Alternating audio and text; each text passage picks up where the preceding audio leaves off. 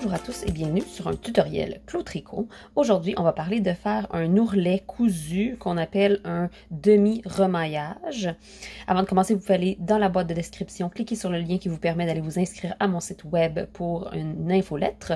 Vous pouvez aussi aller cliquer sur le lien qui vous permet de devenir membre de la chaîne et donc soutenir la chaîne pour que je puisse vous offrir toujours plus de tutoriels gratuits. J'ai ici un échantillon en jersey. Et donc, je vais vous montrer comment on peut faire un ourlet sans avoir à tricoter les mailles à l'endos, mais bien en les cousant à l'aide d'un remaillage, donc d'un grafting qu'on va faire. Donc, on a les mailles sur l'aiguille et ce qu'on va faire, c'est qu'on va tourner notre travail à l'envers. Et normalement, ça se peut que vous ayez marqué avec un marqueur à quel endroit vous voulez replier évidemment l'ourlet. Donc, le patron va peut-être vous dire de mettre un marqueur et ensuite de tricoter un certain nombre de centimètres avant de replier pour faire l'ourlet. Et donc, ce qu'on va faire, c'est qu'on va venir replier notre travail comme ceci. Et si vous avez un travail en rond, vous allez devoir le mettre à l'envers pour voir l'intérieur de votre travail.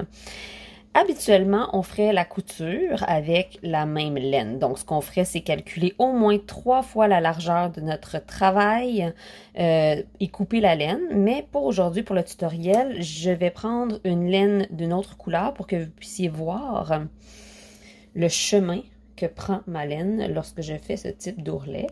Donc, en ce moment, quand je vais faire mes premières passes, ma laine va pendre sur le côté, mais la vôtre, normalement, est rattachée ici à votre dernière maille. Donc, vous n'aurez pas besoin de vous inquiéter que la laine se défasse. Dans le jersey en vert, on peut voir deux choses. On peut voir des espèces de U ou de sourire comme ça. Et on peut voir des petits comme des petits parapluies. Hein? Donc, ça descend et ici, ça monte, ça descend et ça monte. Donc, ce qu'on va utiliser pour faire cet ourlet, c'est toutes les parties en parapluie. Donc, ces parties-là ici qui font comme des bosses vers le haut, comme ça. C'est ces parties-là qu'on va utiliser pour créer notre ourlet. On va localiser sur quelle ligne on veut le faire. Mettons que moi, je veux le faire sur cette ligne-là ici. C'est celle-là que je vais le suivre tout du long. Vous pourriez vous mettre un fil de survie pour voir où est-ce que vous en allez ou quelques marqueurs tout au long de la bonne ligne pour avoir une ligne directrice. Vous pouvez juste les accrocher. Il y a des petits marqueurs comme ceux-ci que vous pourriez accrocher. Mettons, je vous montre comme exemple. Vous pourriez les accrocher dans les parapluies que vous voulez prendre à quelques endroits différents dans le rang pour vous assurer que quand vous arrivez là, vous êtes encore toujours sur la bonne ligne. On va replier notre travail au niveau de cette ligne-là. OK? Et au début, il va falloir tenir un peu notre travail, mais vous allez voir que plus ça va devenir facile à tenir. Donc, pour commencer, comme je suis sur un travail à plat en ce moment et que mon fil normalement sort de ma première maille, je vais aller tout de suite piquer. Je regarde où est-ce que je suis dans quelle ligne je voulais le faire. Ici. Donc ici, c'est mon premier parapluie ici. Sauf que si je compte le nombre de parapluies que j'ai, j'en ai 19 sur mon rang et j'ai 20 mailles. Donc, je dois faire 2 comme demi-mailles de chaque côté pour rattraper la bonne place. Donc, ce que je vais faire, c'est simplement passer à l'intérieur du côté comme ça.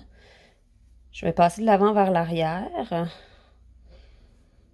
Et normalement, ça ici, c'est rattaché à mon aiguille déjà. Donc, j'ai pas besoin de m'inquiéter que ça ressorte. Si je rajoute une nouvelle laine comme moi en ce moment, vous pourriez repasser une deuxième fois juste pour la sécuriser. Comme ça, pour pouvoir plus tard la rentrer le fil. Comme ceci. OK. Ensuite, dans le fond, ce qu'on va faire, c'est comme un Kitchener stitch ou un grafting régulier. C'est juste qu'on le prend à partir de mailles qui sont existantes, ouvertes, et de mailles qui sont déjà refermées dans le travail. Donc, ce qu'on va faire, c'est qu'on va venir passer dans la partie ici de notre première maille, dans le devant de notre première maille, comme pour tricoter à l'envers.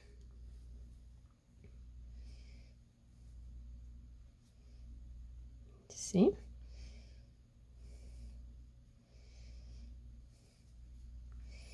Et ensuite, on va aller chercher notre premier parapluie.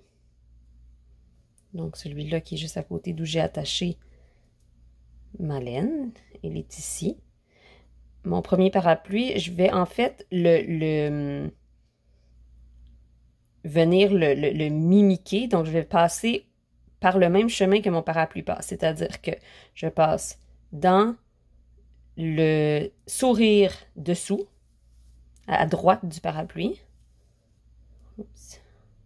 Je laisse passer la laine derrière mon aiguille. Ensuite, je vais suivre le parapluie vers la gauche. Ici. Et je vais venir repasser dans ma maille comme pour tricoter à l'endroit.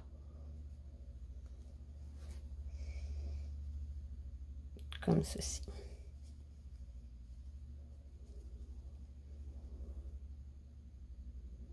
Encore une fois, je vais passer comme pour tricoter à l'envers dans la maille qui est sur mon aiguille. Comme ça. Je vais venir piquer où je suis sortie. C'est-à-dire, je reviens en dessous du même sourire, ce même U. Je remonte.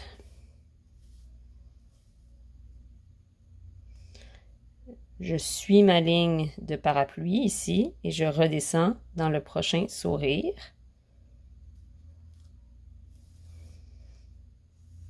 Comme ceci.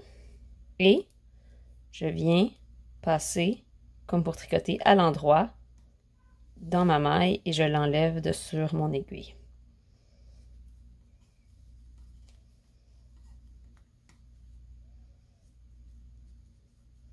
Vous voyez quand je tire un peu, comment je suis en train de venir faire des mailles qui viennent accrocher au maille envers. Donc, à l'envers, on laisse,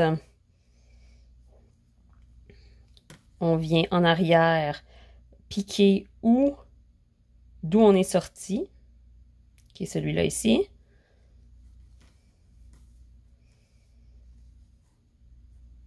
On s'assure de ne pas attraper l'aiguille en même temps. Et voilà. Et on repique de l'autre sens, à gauche. Et on vient piquer comme pour tricoter à l'envers. Pas vrai. Comme pour tricoter à l'endroit. Oups.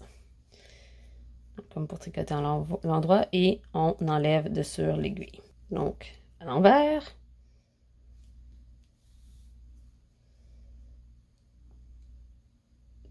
Piquer d'où on arrive.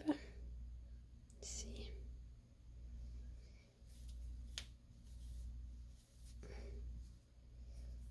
Suivre le petit parapluie dans l'autre place ici. Ensuite, piquer comme pour tricoter à l'endroit et l'enlever. Et on peut voir assez rapidement ce que ça forme. Des belles petites mailles ici.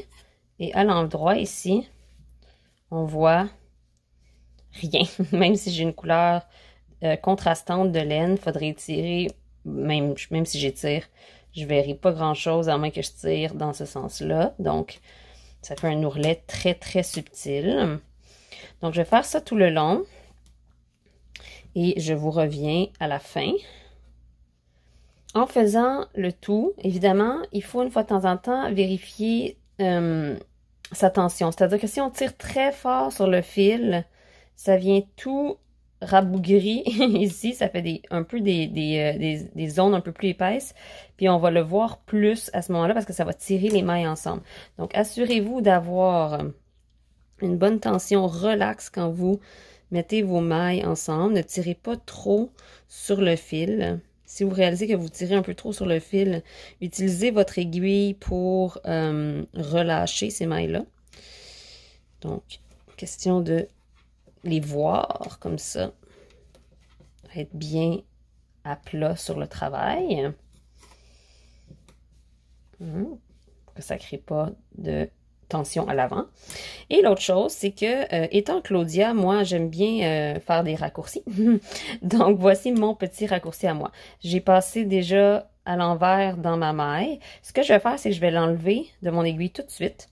Je vais passer dans ce sourire. Je vais tirer. Et maintenant, je vais faire 3 passes d'un coup, c'est-à-dire que je vais aller dans le sourire d'après. Je vais venir passer dans la maille de l'extérieur vers l'intérieur. Donc, vous voyez comment je ne passe pas d'en arrière vers en avant, mais bien d'en avant vers en arrière. Et je vais aussi venir passer dans la prochaine maille comme pour tricoter à l'envers. Et ça me fait 3 étapes d'un coup. Je l'enlève. Je mets dans la prochaine. Ici, encore une fois, je passe dans le prochain sourire, dans la maille de l'arrière vers l'avant, comme ça. Et dans la prochaine maille, comme pour tricoter à l'envers.